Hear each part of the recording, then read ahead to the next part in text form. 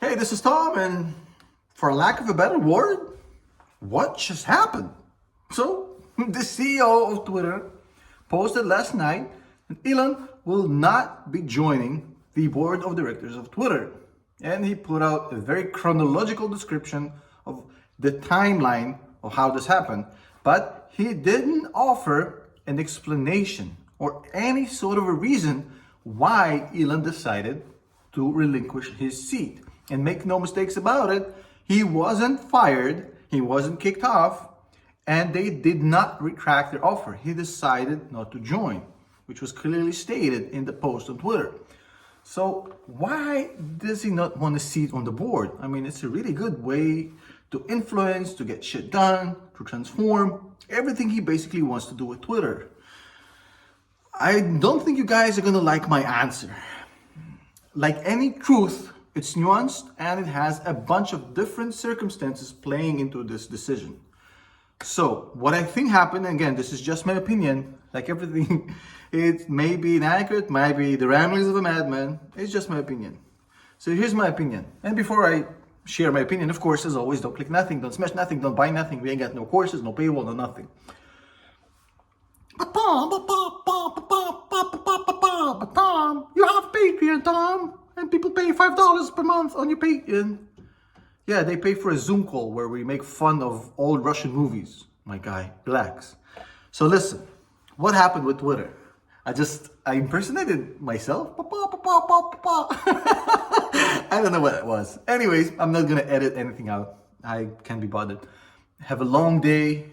Not interested in editing today. Look, okay, so I think Elon started engaging with the members of the board of directors of Twitter and the CEO and the current management. Because obviously, we all know for a fact that negotiations were taking place.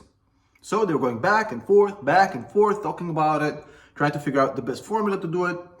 Obviously, their play was to keep him as close to them as possible and to prevent him, Elon that is, from taking over the entire company. And that was clearly stated because they basically said, hey, we'll give you this board seat voluntarily.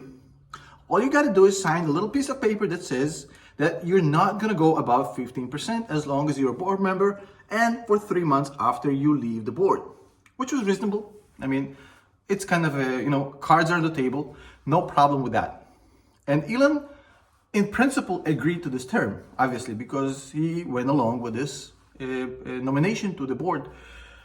Now, what happened next, I think, is quite alarming because what happened next is something changed Elon's mind.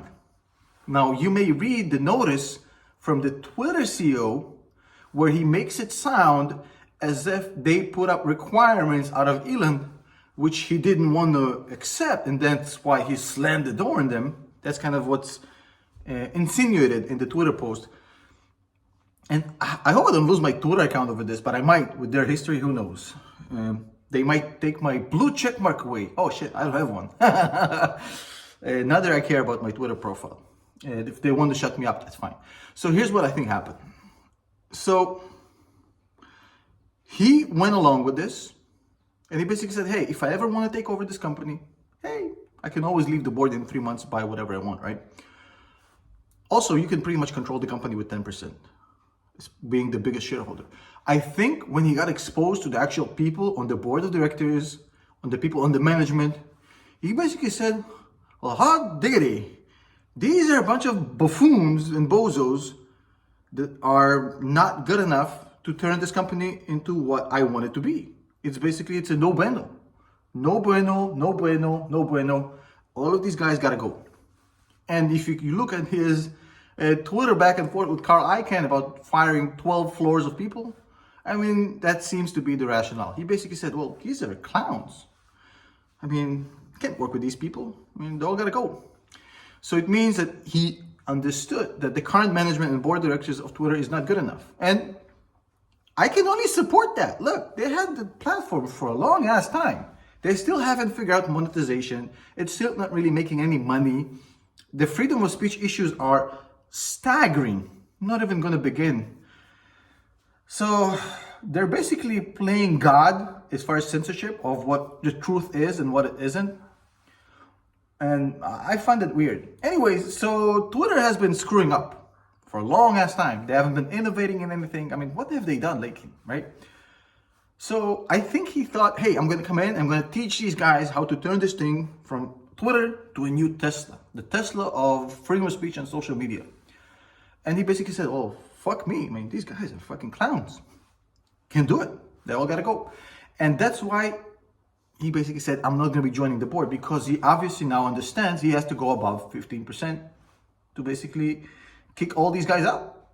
And I would make an educated guess, or rather an educated bet, that this time next year, the entire management of Twitter and their board of directors are going to be working on their LinkedIn profiles, looking for a new job, if not sooner. Now, as a final remark into this whole saga, look, I'm not for creating a platform where people can say racist things that are vile, disgusting, inciting violence, intolerable things that can never be heard. But I'm definitely against people from deciding, a corporation deciding whether a certain version of what happened is the legitimate truth and which it's not legitimate truth, which is the real news and which are the fake news. I find that something that has to be decided by the public, not by some corporate lackey pencil pusher. Now, here's the thing. I think Twitter is going to be saved by Elon, and I think them pushing away Elon with their whole, background check, right? We want to have a background check on Elon, and he has to behave, and he has the fiduciary duty, so he can post tits on Twitter and stuff like that, right? So I think they did a mistake. It's a strategic mistake because they had an opportunity to work with Elon to make Twitter better, and now they lost it. The train is out of the station. As far as what Elon is going to do, look, in 2030, much like with Tesla, everybody will remember that Elon founded Twitter. Nobody remembers how Elon got into Tesla and basically became the founder. I think it's the rebirth of Twitter, the same that it was with Tesla. Come in, take a broken organization that's lost its way and make it into the world's best software company that still a lot of people think of as a car company. He's going to do the same thing with Twitter. Obviously, he needs new blood for that. And for a lot of people, he's going to be viewed as the founder of new Twitter, and that's fine. Now, my message to people who think that this is going to be a platform that is going to allow extremist views and vile discussion. I mean, look, the whole idea of freedom of speech, as long as it's not like violence and like racism, right, is being able to tolerate things that make you feel uncomfortable. That's the whole idea. The freedom of speech isn't designed to protect comfortable speech. That's kind of an understandable thing, right? It's designed to protect things that make you feel uncomfortable. That's the whole point.